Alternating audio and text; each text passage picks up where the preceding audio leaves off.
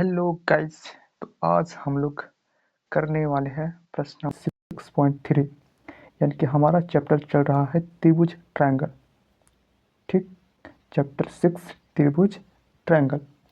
हमने इसमें 6.1 6.2 कंप्लीट कर लिया है। अगर आप लोगों को 6.1 6.2 करना है तो नीचे दिए गए डिस्क्रिप्शन में वहाँ लिंक दिया हुआ है, वहाँ से आप लोग देख सकते हो। बहुत ही आसान भाषा में हमने समझा है। ठीक, तो इस वाली क्लास में हम लोग 6.3 करने वाले हैं। इससे पहले मैं फिर से निवेदन करता हूँ, अगर आपने 6.3 का बेसिक कंसेप्ट नहीं समझा है तो आप पीछे जा कर के देख सकते हैं, या फिर हमारे डिस्क्रिप्शन में जा कर के वहाँ पर क्लिक कीजिए और पहुँच जाइएगा। सबसे पहले बेसिक देखना होगा आपको, तब जा कर के समझ में आएगा। ठीक, तो सर रिवीजन कर लेते हैं कि हम लोग क्या अब तक पढ़ा है, क्या हमने बेसिक पढ़ा है 6.3 का। देखो, दो त्रिभुज दिया हुआ हो, ठीक है, मतलब सिमिलर कब होगा, कौन कौन सा कसौटी से, कौन कौन सा क्राइटेरिया से। तो फर्स्ट हमने देखा एस एस एस से, दूसरा हमने देखा था एंगल एंगल एंगल से, तीसरा हमने देखा था कि एस ए एस से। कह देंगे कि भैया हमारा त्रिभुज जो है क्या है, सिमिलर है, समरूप है। ठीक, समझो, कोई दिक्कत यहाँ तक नहीं। फिर हमने क्या पढ़ा था, जब दो समांतर रेखाएं के बीच एक तिर्यक रेखा इंटरसेक्ट करती हो, काटती हो, प्रतिच्छेद करती हो, तो हमारा शीर्षाभिमुख कोण यानी कि vertically opposite angle, alternate angle, corresponding angle, ये सब के बारे में हमने समझा था। ठीक, अब हम लोग करने वाले हैं, देखो थोड़ा सा और समझो। एक होता है पूरक कोण और एक होता है संपूरक कोण। पूरक कोण को बोलते हैं इंग्लिश में कॉम्प्लीमेंट्री एंगल, और संपूरक कोण को बोलते हैं सप्लीमेंट्री एंगल। ठीक, अगर ये समझ में आ गया और पीछे वाला समझ में आ गया बेसिक, तो 6.3 हम लोग कंप्लीट कर लेंगे।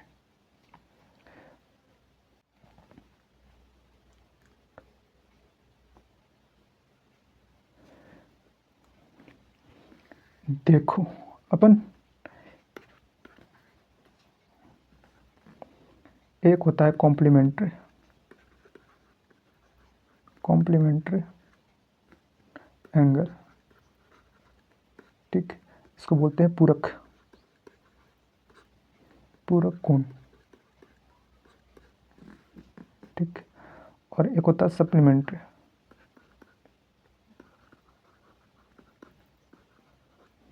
एंगल, संपूरक कोण।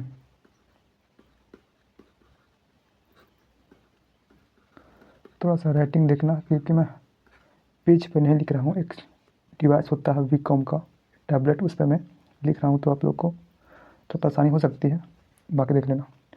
देखो, कॉम्प्लीमेंट्री एंगल मतलब कि दो कोणों का योग 180, दो कोणों का योग 90 डिग्री होना चाहिए। ठीक, देखो जैसे ना ये हमारा एंगल 90 डिग्री का है। ठीक, अगर कह दिया जाए कि ये एंगल जो है 30 डिग्री है, ठीक, तो ये एंगल कितना होगा, बोलो कब होगा, जब एंगल 90 डिग्री का होगा तब। कॉम्प्लीमेंट्री एंगल से हम लोग कह देंगे कि अगर ये 30 डिग्री का है तो भैया ये कितना का होगा, 60 डिग्री का, ऑटोमेटिक। किससे, तो कॉम्प्लीमेंट्री एंगल से, पूरक कोण से। ठीक, एक होता है सप्लीमेंट्री एंगल, मतलब ये रेखा रहा सीधा, पूरा सीधा होना चाहिए। ठीक, कहीं से भी सीधा ले लो। अगर कुछ एंगल दे रखा है, ठीक, यहाँ पे मान लो 60 डिग्री दे रखा है, और ये एंगल आपसे पूछा जाए तो कितना होगा, बताओ। 120 डिग्री, 180 में से घटाओ ना 60, 120 डिग्री। ये कैसे हुआ, तो सप्लीमेंट्री एंगल से, संपूरक कोण से, तो संपूरक कोण से दो एंगल का योग जो है 180 डिग्री होता है। ठीक, यहाँ पूरा देखो, ये पूरा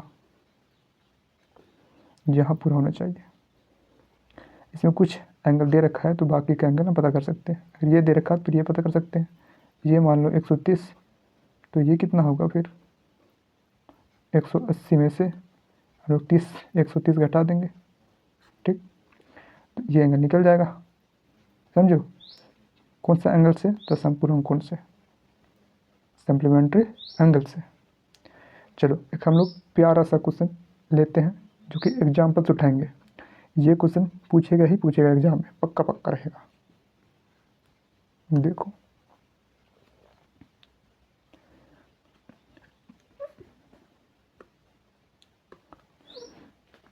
उदाहरण 7। ठीक, 90 सेंटीमीटर की लंबाई वाली एक लड़की, ठीक, एक लड़की है जिसका हाइट जो है 90 सेंटीमीटर है। कर बल्ब लगे एक खंभे के आधार से परे 1.2 मीटर प्रति सेकंड की चाल से चल रही है। ठीक, ये रही लड़की जो कि 1.2 मीटर प्रति सेकंड की रफ्तार से चल रही है। किधर? खंभे की ओर, जो कि यहाँ पे बल्ब लगा हुआ है। कोई दिक्कत? 1.2 मीटर प्रति सेकंड। यदि बल्ब भूमि से यदि बल्ब भूमि से यानी यहाँ से यहाँ तक का हाइट जो है 3.6 सेंटीमीटर, क्योंकि हाइट इसका जो है 90 सेंटीमीटर है और इस यहाँ से यहाँ तक का लेंथ इससे लंबा होना चाहिए। ऐसा करो, यहाँ पे मिस्टेक हुआ होगा, मिसप्रिंट हो सकता है एनसीईआरटी वालों का। यहाँ पे 3.6 मीटर होगा। ठीक है, तो इसका जो हाइट है, लेंथ है, यहाँ से यहाँ तक का धरती से बल्ब जहाँ तक है 3.6 मीटर है की ऊंचाई पर है। तो 4 सेकंड बाद ये लड़की जो है 4 सेकंड बाद उसकी छाया जो है की लंबाई कितनी होगी? 4 सेकंड बाद मान लो यहाँ पे कुछ चली हो, ठीक है, यहाँ तक चल गई यहाँ पे, तो इसका छाया बनेगा, जो इसका शैडो बनेगा लड़की का, कितना होगा? ठीक, तो सबसे पहले हमने देखा कि इसका जो हाइट है वो सेंटीमीटर में है और बाकी सारा दे रखा है मीटर में, तो चेंज कर लेते हैं। ठीक, देखो कैसे बनाएंगे इसको। देखो तो अपन लिखेंगे कि दिया है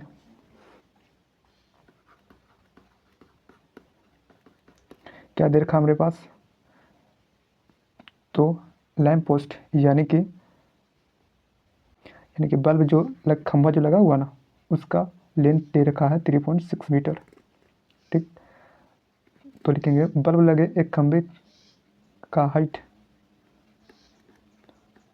बल्ब लगे खंभे की ऊंचाई 3.6 मीटर है ना, 3.6 मीटर, 3.6 मीटर। ठीक, और क्या दे रखा है बताओ?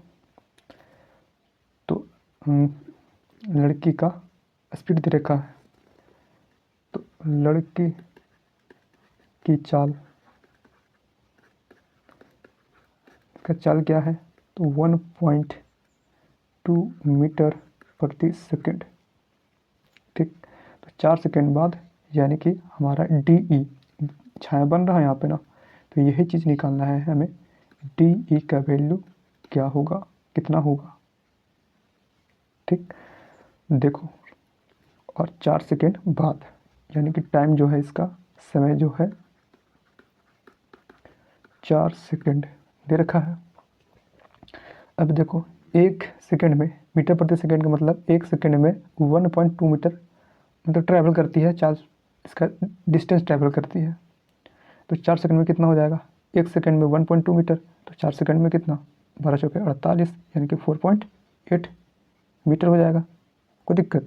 या फिर फॉर्मूला लगा दो, STD समय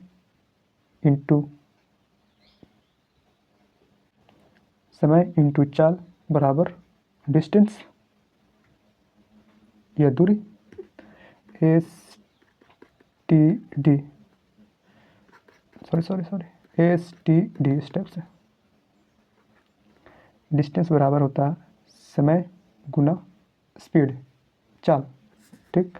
और डायरेक्ट लिखते हैं फिर अपन कि डिस्टेंस इसका निकल गया 1.2 मीटर इंटू 4 सेकेंड, तो 12 चौका 48, 4.8 मीटर। कोई दिक्कत नहीं। हमें क्या निकालना है, सबसे पहले डी का डिस्टेंस निकालना है, जबकि यहाँ से यहाँ तक का डिस्टेंस हमारे पास कितना है, यहाँ से यहाँ तक का डिस्टेंस 4.8 मीटर। लिख लो डायरेक्ट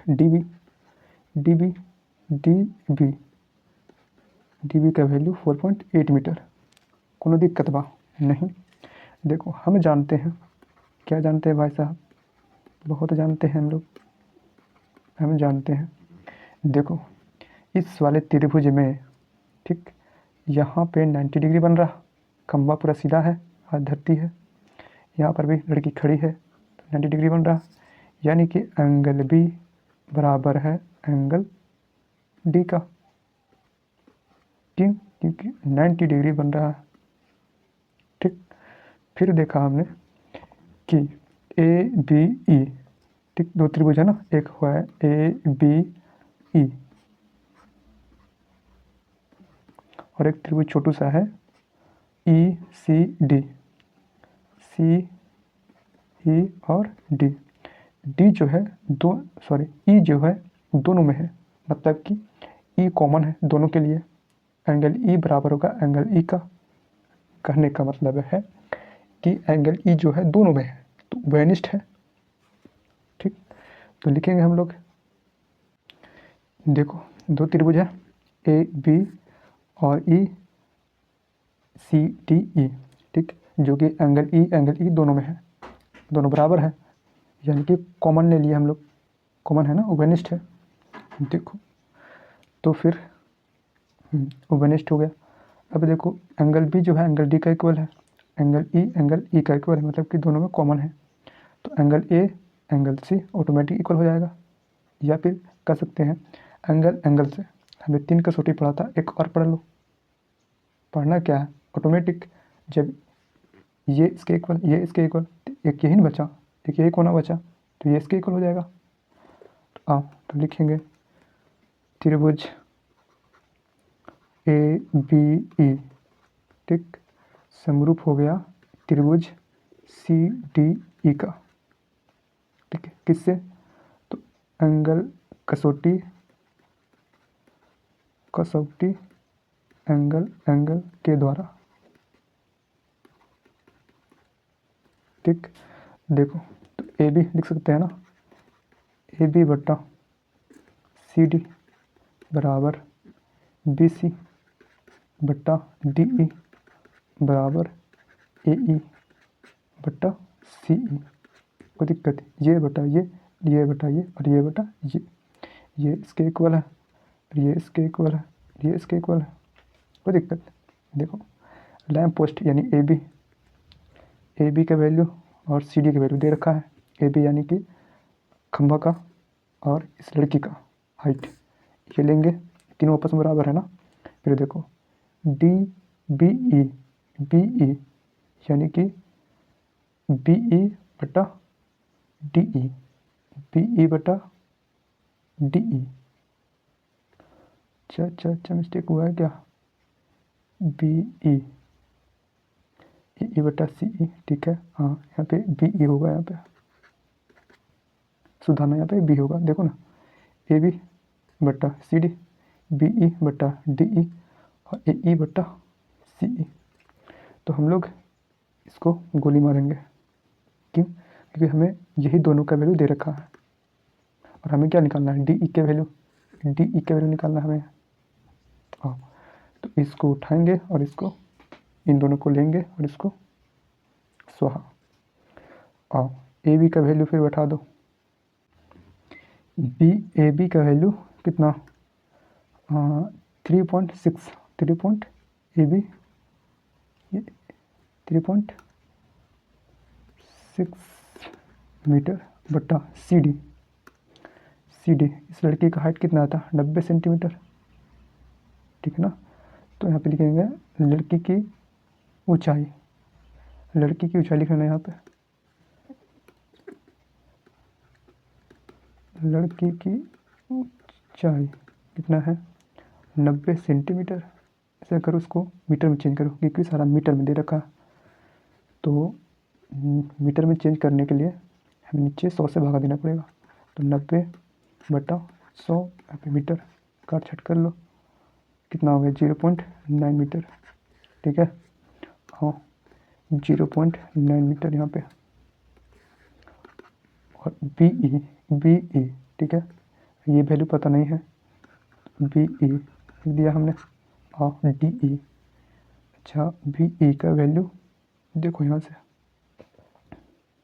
अच्छा यहाँ पे D और B की वैल्यू निकाला था ना हमने, D और B की वैल्यू 4.8 मीटर। और D हमें हमारे पास क्या आ रहा है B और E, BE का वैल्यू हमें नहीं पता, बट BE को हम लोग लिख सकते हैं ना। तो यहाँ पे BE यहाँ से यहाँ तक प्लस यहाँ से यहाँ तक, कोई दिक्कत, तो BD प्लस DE लिख सकते हैं, ठीक है। इतना बराबर इतना के इक्वल, अगर यहाँ पर भी रहता है एक पॉइंट मान लो एक, तो एक और जोड़ देते हैं, BF plus FD plus DE बराबर BE, यहाँ से यहाँ तक ये लिखो चाहिए फिर ये लिखो। हाँ तो DE का वैल्यू क्या लिखेंगे,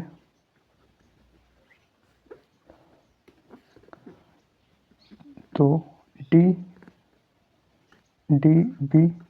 प्लस DE और बटा में देखो नीचे में DE। अभी इसको सॉल्व करना है, 3.6 मीटर बटा में 0.9 मीटर, और इसका वैल्यू DB का वैल्यू 4.8 मीटर, 4.8 मीटर हमने निकाला, ठीक, प्लस DE और बट्टा में इधर DE। सॉल्व कर दो, तीसरा तीसरी मल्टीप्लाई कर लो और इसको अलग अलग करके लिखते हैं, 4.8 मीटर बट्टा में DE, कोई दिक्कत, प्लस DE बट्टा में DE। देखो एलसीएम लो करके सॉल्व करोगे फिर यही चीज़ आएगा, ठीक है। ये कैंसिल हो गया और ये भी उड़ गया, बचों का 36। तो हमारे पास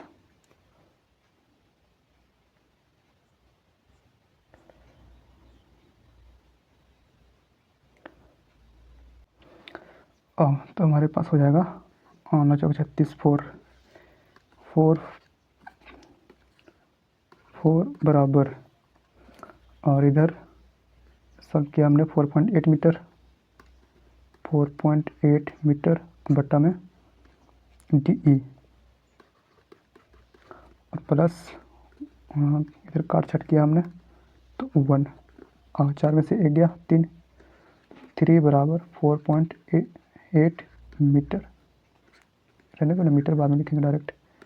DE इसको इधर ले आओ, देखो ना 4, ये प्लस में इधर आएगा तो माइनस में, बराबर 4.8 मीटर बटा में DE, वही चीज़ तो लिखा हमने, और 3 और इधर 4.8 मीटर बटा में DE, और तीसरा तीसरी मल्टीप्लाई कर लो, DE ये उठ के यहाँ पे आ जाएगा 4.8 बटा में 3, काट दो फिर कट जाएगा, ये रहा 0। तो 30 में 60, एक बार में बच कितना गया 30 20 50, यानी कि हाँ 18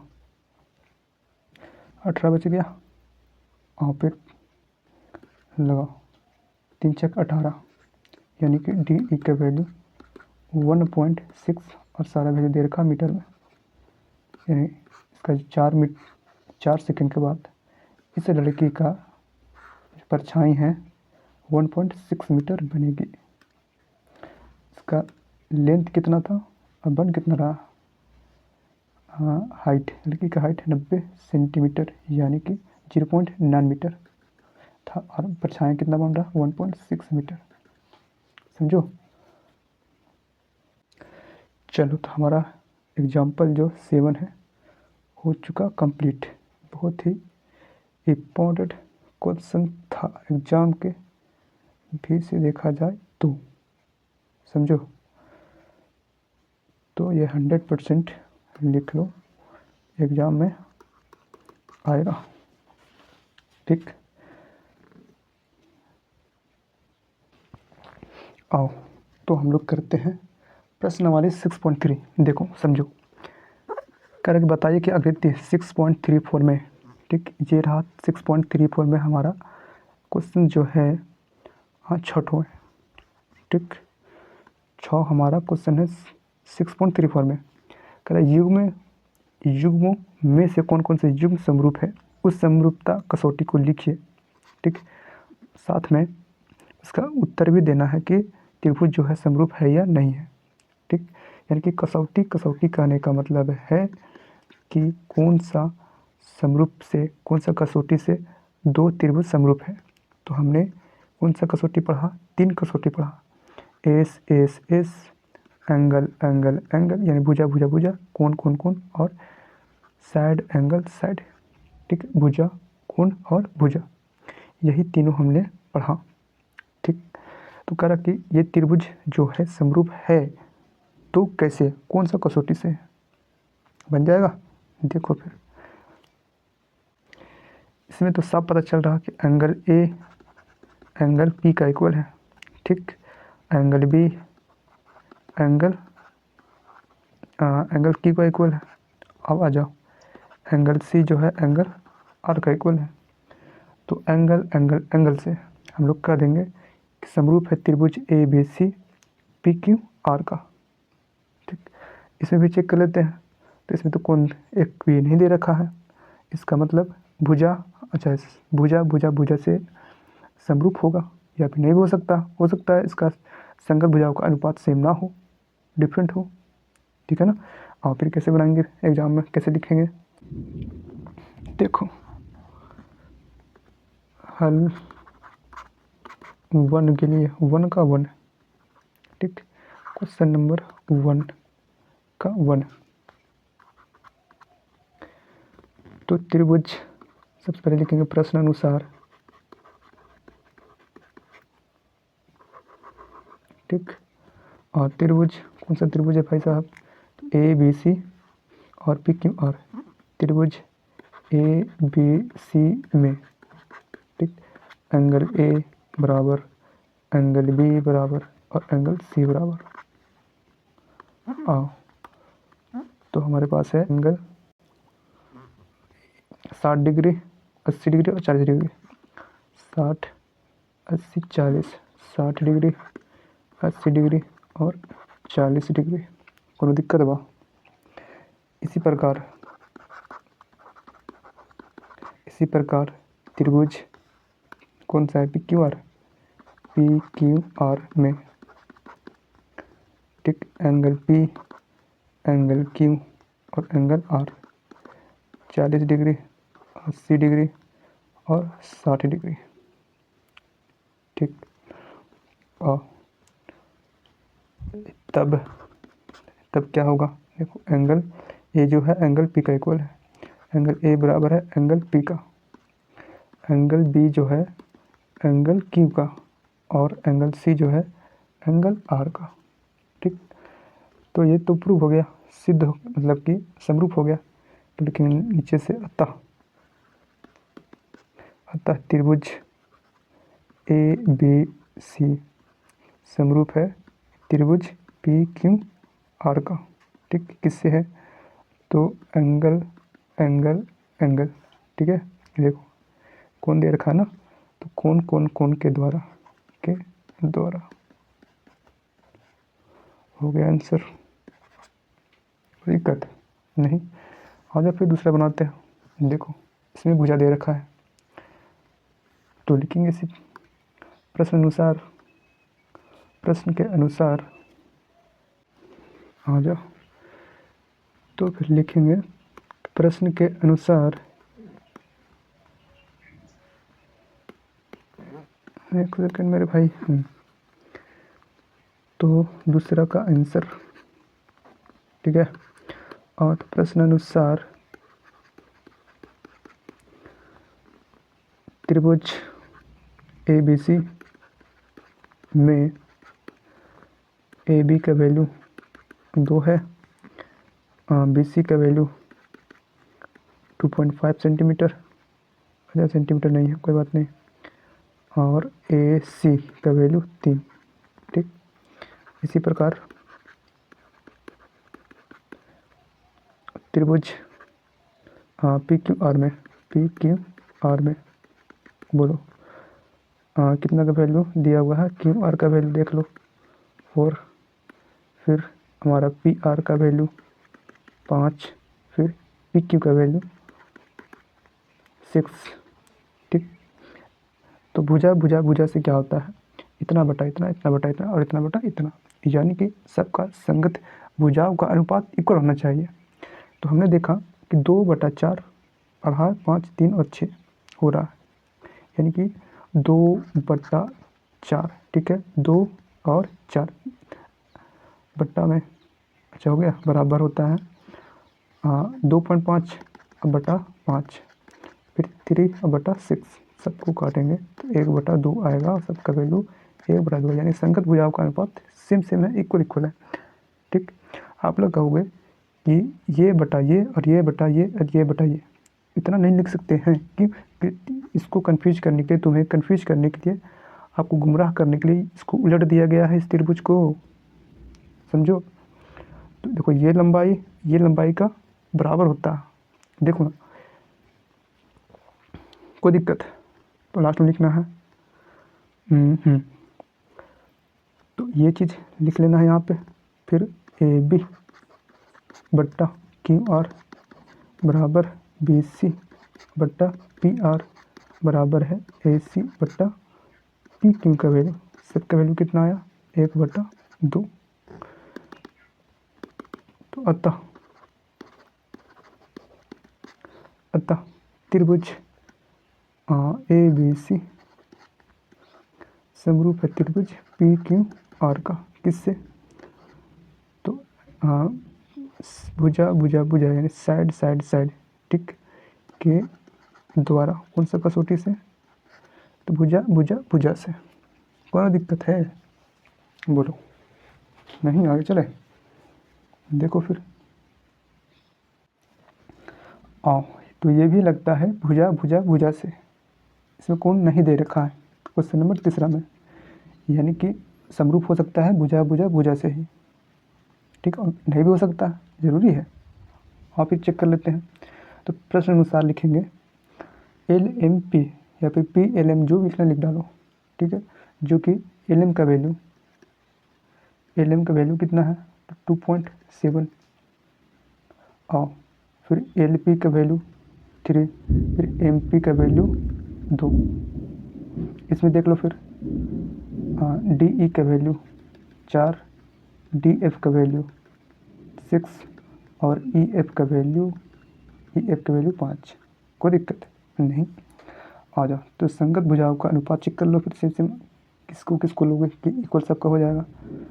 तो हमने देखा 2 4 3 6, अच्छा गड़बड़ है, 2/4 ठीक है, 1/2 आ रहा है, 3/6 काटेंगे 1/2, बट हमारा 2.7 बटा में नीचे में 5, ये इक्वल नहीं है, मतलब ये दोनों तो आपस में इक्वल है, 1/2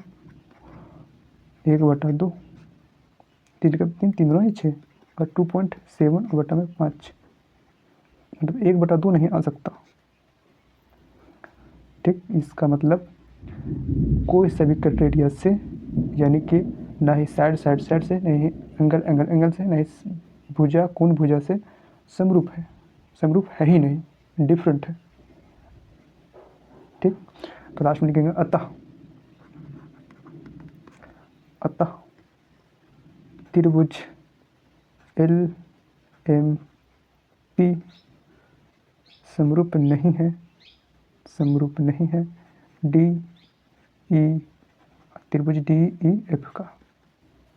हो गया आंसर, कोई दिक्कत, समझो। आओ देखो फिर क्वेश्चन नंबर 4। देखो सबसे पहले हमने देखा यार इसमें कि त्रिभुज MNL LMN, ठीक। इसमें एंगल एम जो है 70 डिग्री, मतलब एक कोण इसमें दे रखा है और एक कोण इसमें दे रखा है, ठीक। और साथ ही साथ दो भुजा दे रखा है, यानी कि ये समरूप होगा तो AS से, ठीक। हो भी सकता है और नहीं भी हो सकता है, चेक कर ले। तो होगा कब, जब एंगल, तो चलो ठीक है सेम इक्वल है। और क्या होना चाहिए, इसका संगत भुजाओं का अनुपात दो से भुजा है ना, 1 और 2, इसमें भी 1 और 2, संगत भुजाओं का अनुपात सेम होगा। तो फोर्थ क्वेश्चन के लिए आंसर देखो। फोर्थ क्वेश्चन के लिए देखो, एंगल एम एंगल क्यू का इक्वल है, ठीक। मतलब एंगल एम और एंगल क्यू का इक्वल है, ठीक। एक एंगल दे रखा है, दो भुजा, दो साइड। ये जब एंगल रहेगा ना, उसके बगल वाला ही क्या कहलाता है, मतलब इसके बगल वाला ही लेना पड़ेगा। तो ये एंगल है, मान लो यहाँ पर रहता तो ये और ये लेते, फिर ये लाइन और ये लाइन लेते। अगर यहाँ पे एंगल रहा 70 डिग्री, ये इसके इक्वल है, तो फिर ये वाला और ये वाला लेंगे, तभी समरूप कहलाएगा। समरूप का कंडीशन क्या था, तीसरा कंडीशन कि AS यानी कि भुजा कोण भुजा कि अगर एक एंगल दे रखा है तो इसका बगल वाला दो भुजाओं का संगत कोण, संगत भुजाओं का अनुपात सेम होना चाहिए, ठीक। आओ तो लिखते हैं अपन प्रश्नानुसार, त्रिभुज LMN में, ठीक, जो कि एंगल एम का वैल्यू 70 डिग्री और MN 2.5, उसके बाद है ML का वैल्यू 5। कोई दिक्कत, समझो कि नहीं समझो। आओ इसी प्रकार त्रिभुज PQR में, ठीक, एंगल Q जो है 70 डिग्री है, और क्या है भाई साहब, PQ का वैल्यू 5 और हमारा QR का वैल्यू 10। कोई दिक्कत बा नहीं, यानी कि हमने पढ़ा था कि दो त्रिभुज अगर दिया हुआ है ABCPQR, ठीक। अगर ये एंगल B जो है एंगल Q को इक्वल हो जाए, एंगल P का इक्वल, कोई सा भी इक्वल ले लेते हैं, तो एंगल B बराबर है एंगल P का, ठीक, ये वाला। तो फिर क्या लिखते हैं, देखो A से H से हमारा एक एंगल हो गया और दो भुजा लेंगे, फिर तो कोई ये भुजा लेना पड़ेगा और ये भुजा लेना पड़ेगा, यानी कि BC बटा इसका वाला PR, ठीक है। PR बराबर BC हो गया BA और बट्टा ने इसका होगा PQ का। RQ का नहीं ले सकते हैं, QR का वैल्यू नहीं ले सकते हैं, ठीक। PQ क्योंकि अगर यहाँ पे RQ ले लेंगे तो हमारा A से S अप्लाई हो भी नहीं करेगा।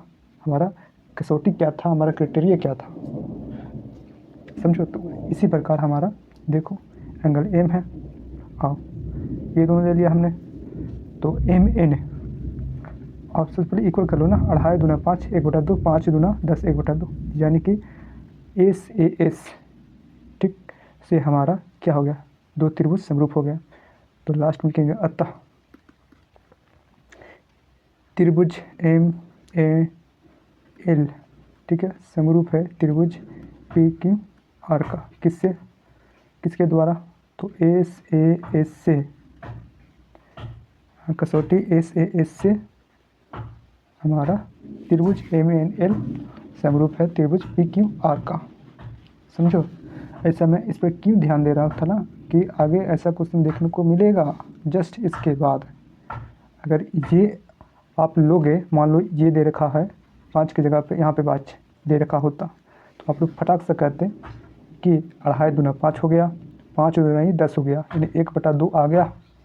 संगत भुजाओं का अनुपात सेम हो गया 1/2, और एंगल M इसमें इक्वल है एंगल क्यू का, एंगल एम इक्वल है एंगल क्यू का, फटाक से आप लोग कहोगे 100% समरूप है।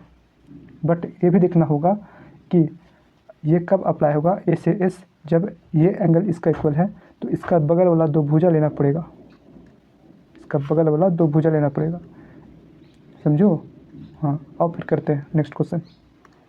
देखो फटाक से कहोगे एंगल ए एंगल एफ बराबर है और 2.5 दूना 5 3 दूना 6, फटाक से कहोगे एकदम समरूप है आँख मूंद करके। बट इसका चलो ठीक है, इसका बगल वाला 5 और इसका बगल वाला 6, और इसका देख लेते हैं, इसका सटा हुआ देखो 2.5 और ये वैल्यू नहीं दे रखा, जबकि यही वैल्यू पता होना चाहिए, तभी हम कह सकते हैं ए बी बटा ई एफ या फिर डी ई कुछ भी कह लो, ई एफ और ए सी बटा हाँ ई एफ ले लिया ना तो डी एफ बच गया, और एंगल ए बराबर होगा एंगल एफ का, ये तब समरूप होगा एस से, समझो। तो हमारे पास ये वैल्यू नहीं दे रखा है, ना ही इसका परिमाप है कि हम इतना परिमाप दे रखा होता और उतना में से माइनस करते तो ये निकल जाता, तो इसका मतलब ये समरूप नहीं है। ये वाला वैल्यू अगर 3 यहाँ पे दे रखा होता तब हम कह सकते थे कि समरूप है। कोई दिक्कत नहीं है तो फिर बनाते हैं। देखो तो यहाँ पे लिखेंगे आंसर में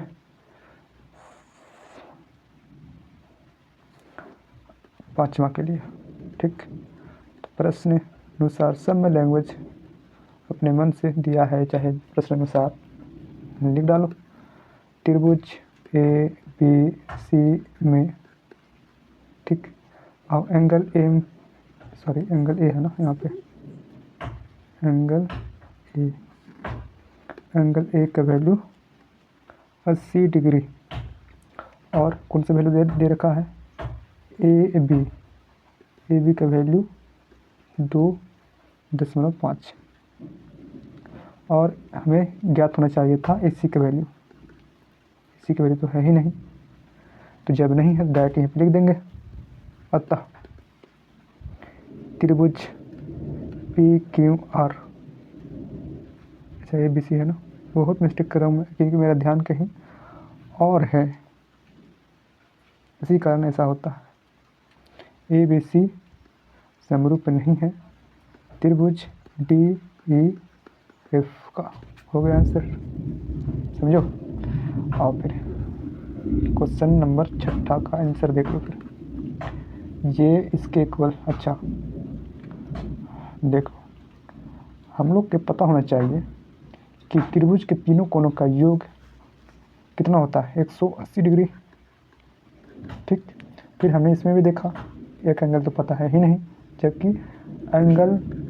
एंगल से हमारा समरूप करने के लिए तीनों एंगल पता होना चाहिए, या फिर इसको एंगल से भी कह सकते हैं, क्योंकि अगर दो एंगल पता है, दो एंगल मतलब कि इक्वल है तो तीसरा एंगल ऑटोमेटिक हो जाएगा, समझो। तो आओ तो ये एंगल निकाल सकते हैं, 8 7 15 150 30 डिग्री, यानी कि एंगल एफ जो है 30 डिग्री निकल गया। उसी तरह इसमें निकाल लो फिर, 8 3 11 70 डिग्री,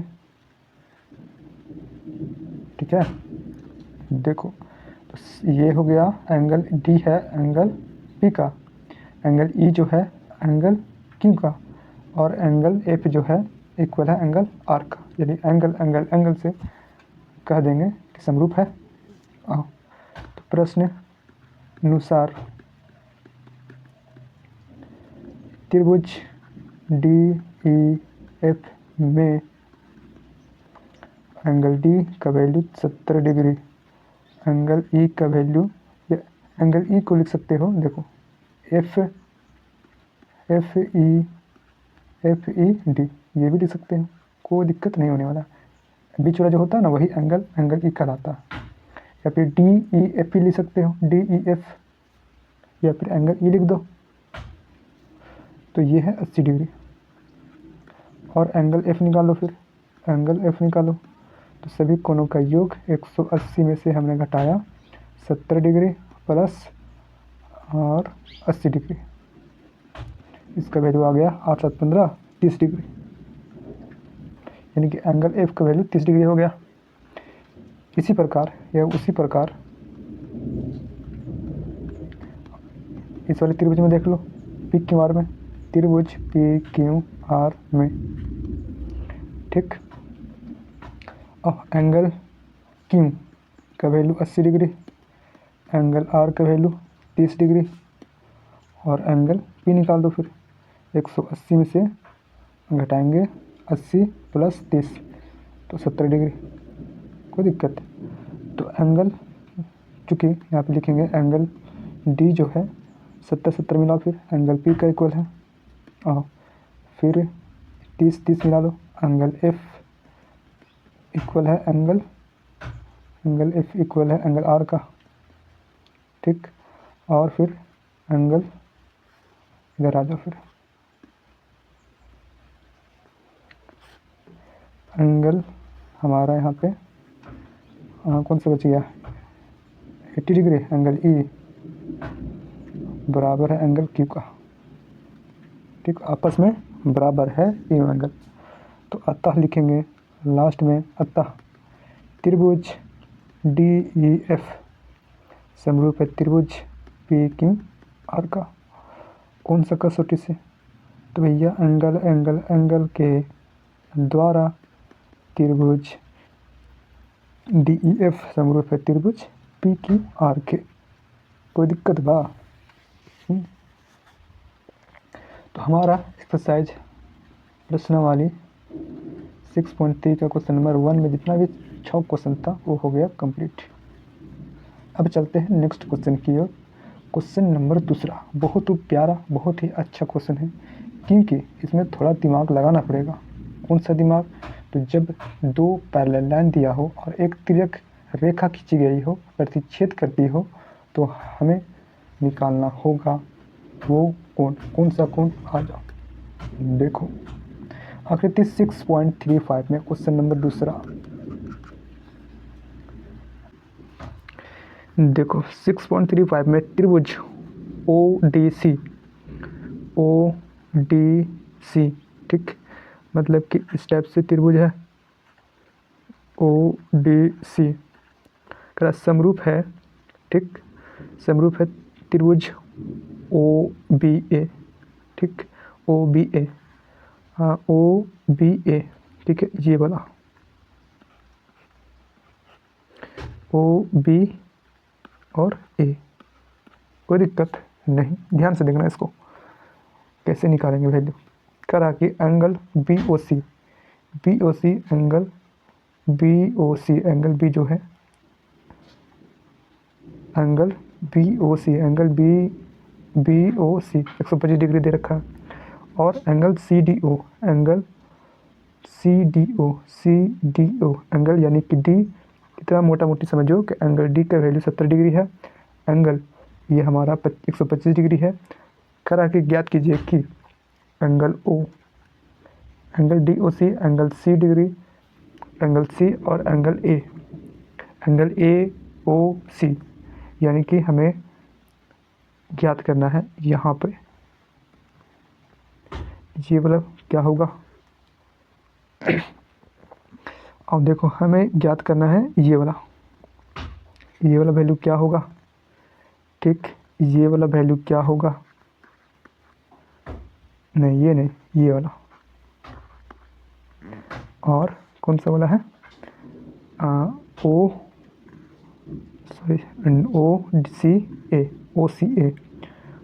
सी ए, हाँ ओ सी ए, ठीक है। यही तीनों एंगल निकालना है।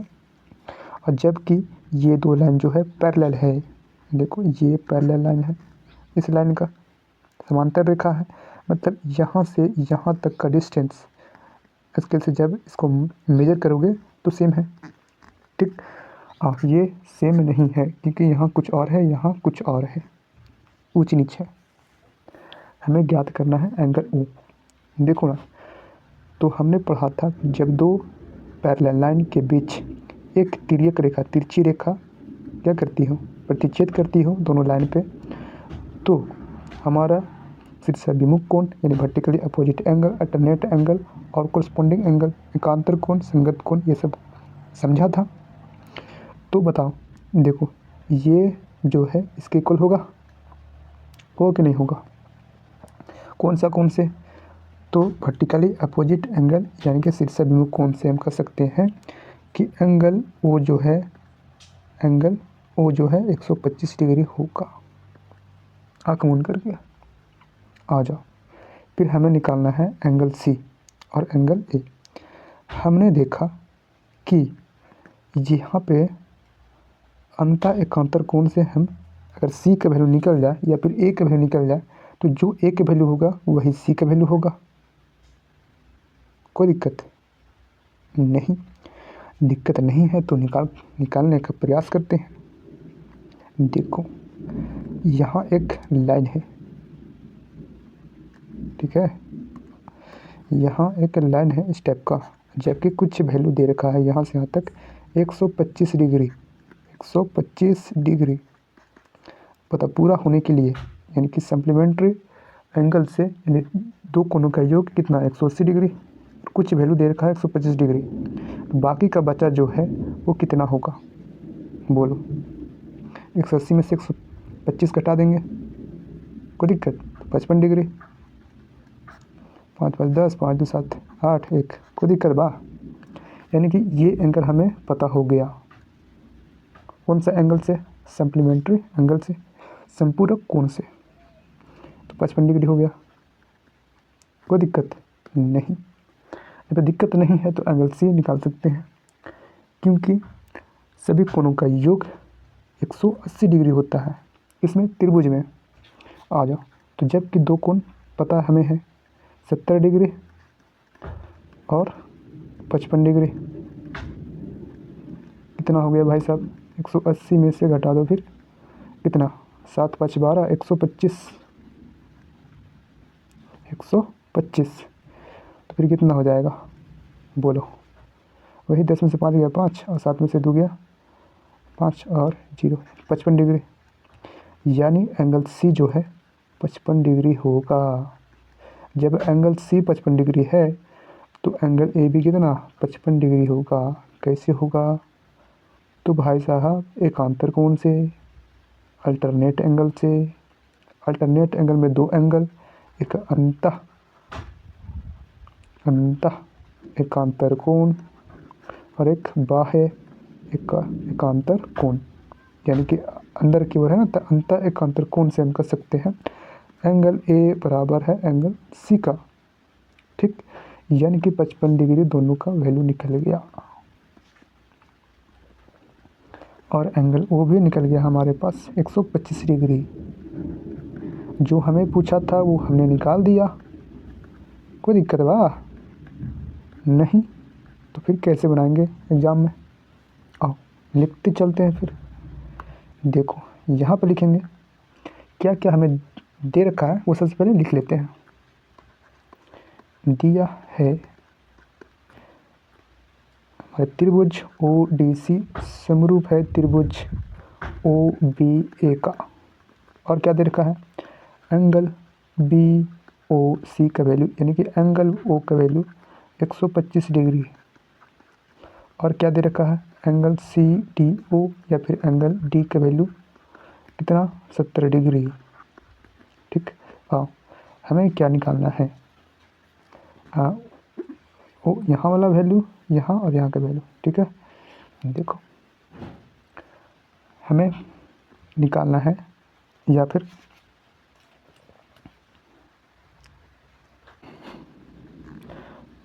हमें प्राप्त करना है, क्या प्राप्त करना है भाई साहब?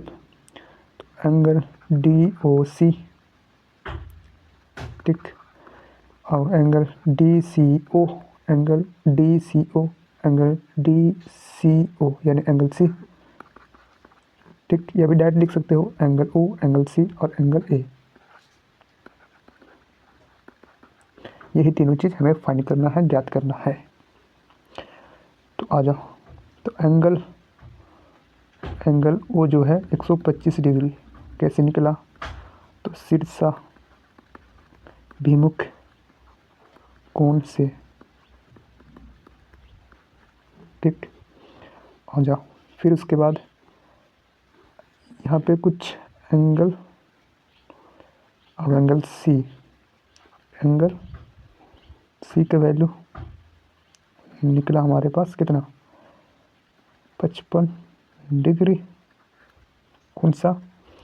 तो संपूरक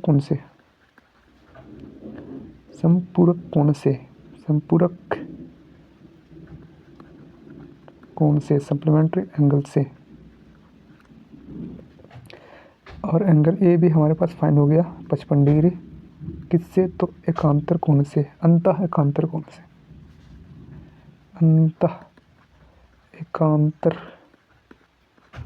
कोण से।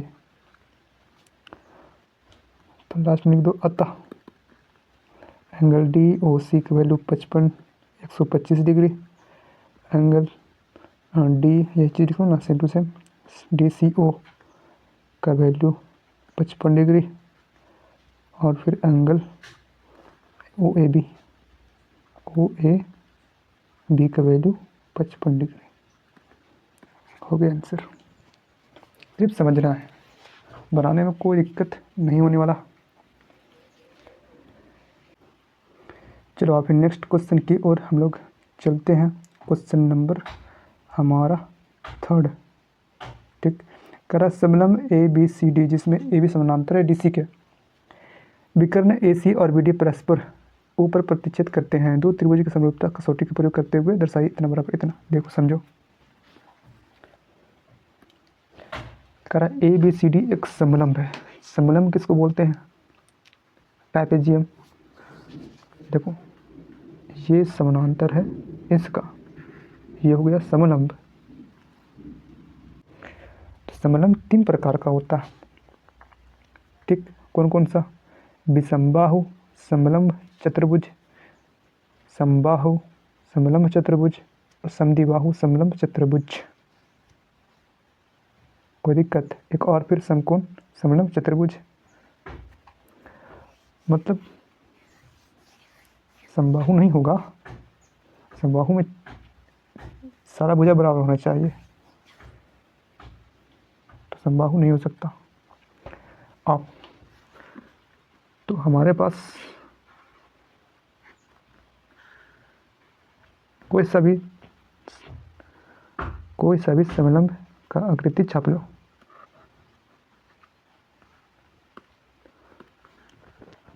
ए बी सी डी, हमेशा ए बी सी डी इस टाइप से, मतलब कि छोड़कर नहीं चलना, कि ऐसा नहीं करना। ए बी सी डी एकदम सीधा चलना है। ए बी सी डी जहाँ से स्टार्ट करो सीधा, ए बी सी डी, कोई दिक्कत नहीं।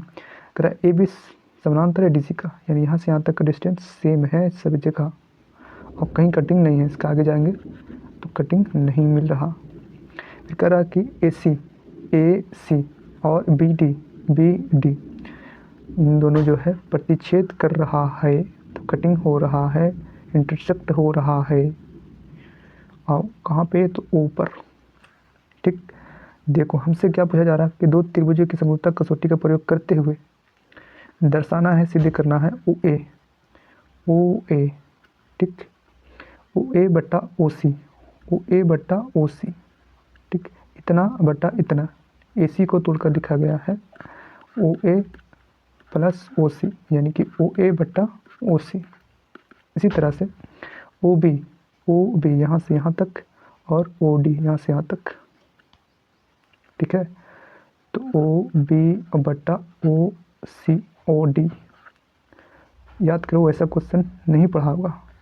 इसकी जगह पे क्या था कि ओ ए बटा ओ बी, यहाँ और यहाँ और यहाँ और यहाँ।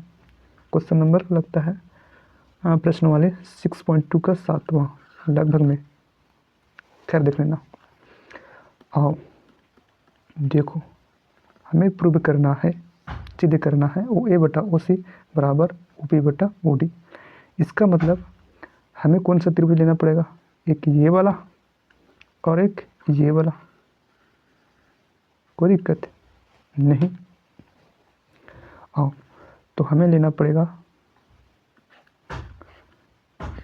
त्रिभुज, यहाँ पे ओ, यहाँ पे ए और यहाँ पे बी।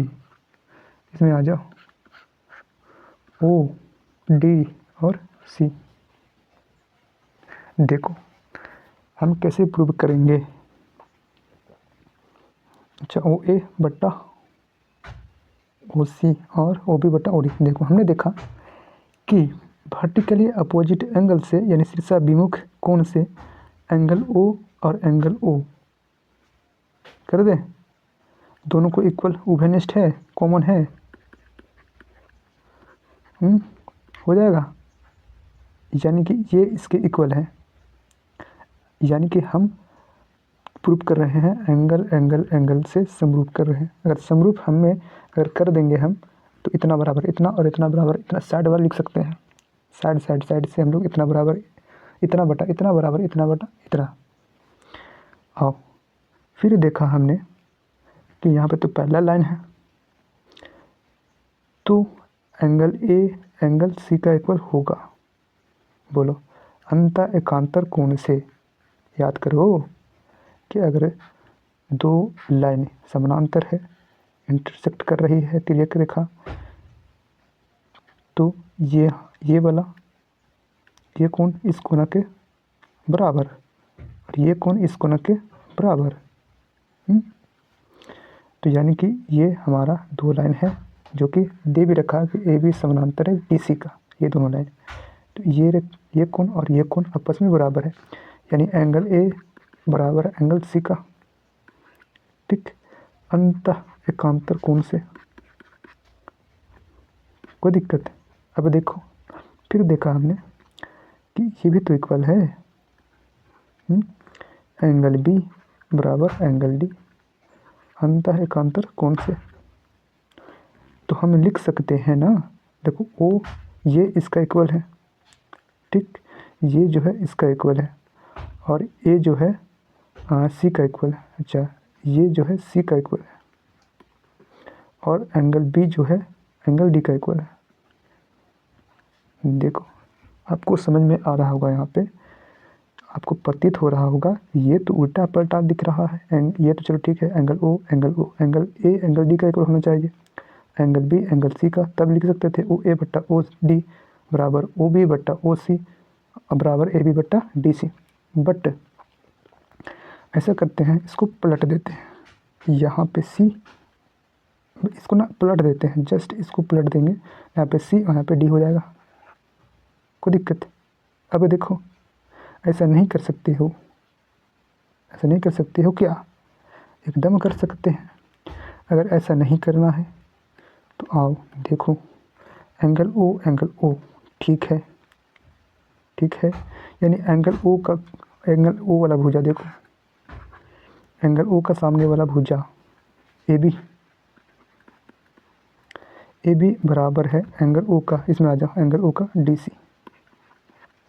ठीक, मेरा इतना लंबा वीडियो लंबा इस चलते हो जाता है क्योंकि मैं बारीकी से आपको समझ में आ सके, मैं तोड़ करके आपको समझाने का कोशिश करता हूँ, ताकि ऐसा क्वेश्चन मिले, थोड़ा सा मिस्टेक में कहीं क्वेश्चन और कुछ दे दे एग्ज़ाम में तो बन सके, तो कहीं का कहीं कंसेप्ट छूटना नहीं चाहिए, क्लियर होना चाहिए पूरा।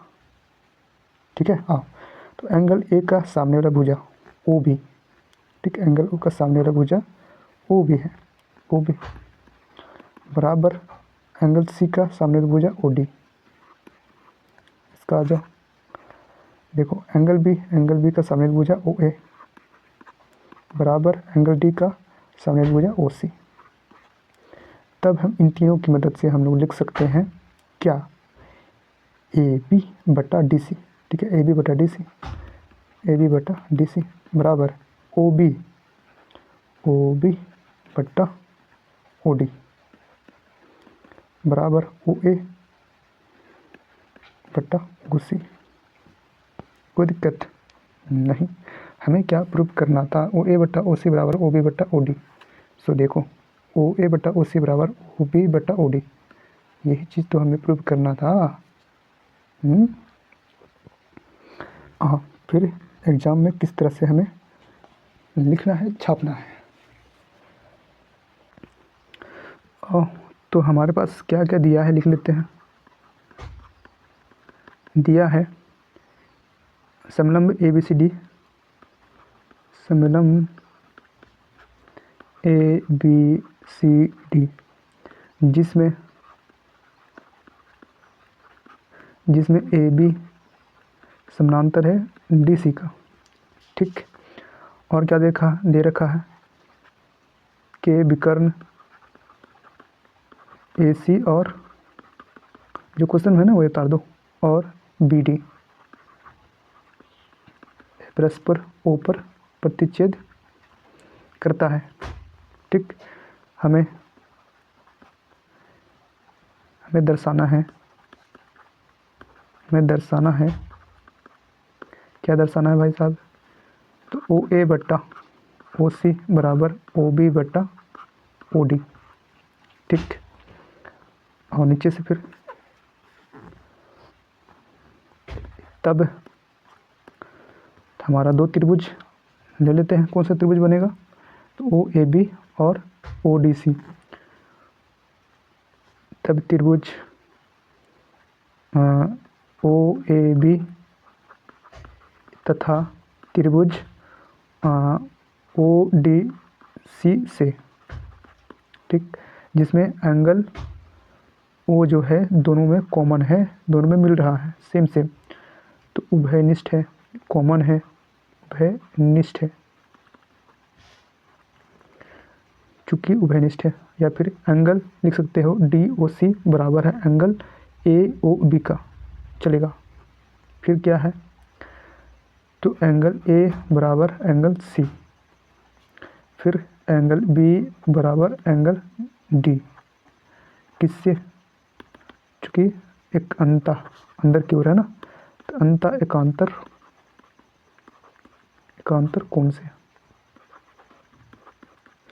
कोण से। तो तीन को हमारा क्या है, एंगल मिल गया। तो लास्ट में क्या लिखेंगे,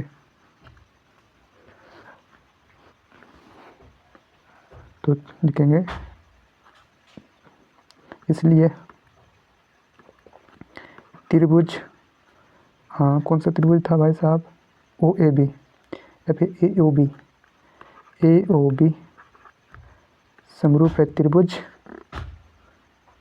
DOC का, किसके द्वारा, तो एंगल के द्वारा।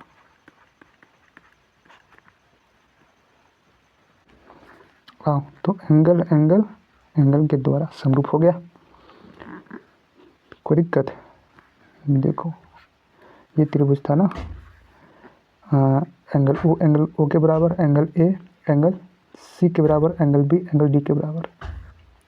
ठीक, यानी कि हम लिख देंगे कि AB,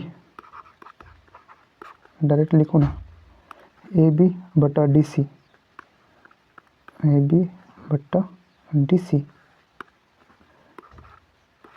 बराबर OB बटा OD, OB बटा OD बराबर OA बटा OC, OA बटा OC। ठीक,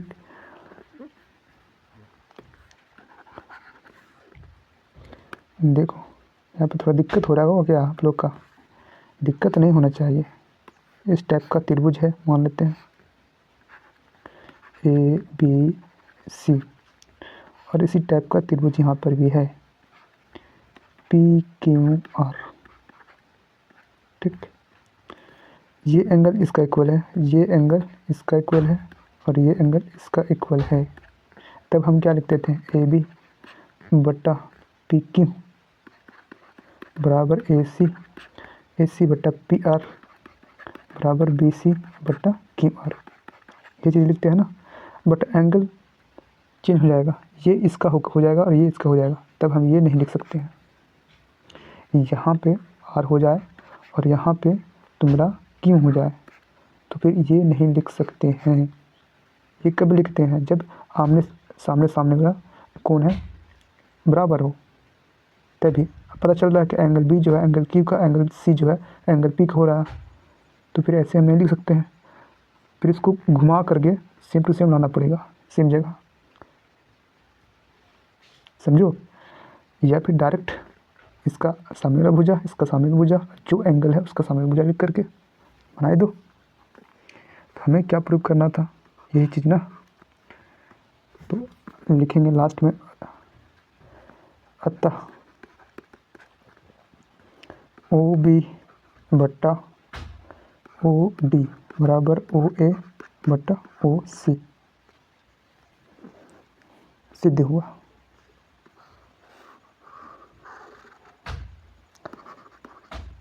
सिद्ध हुआ, समझो कि ना समझो।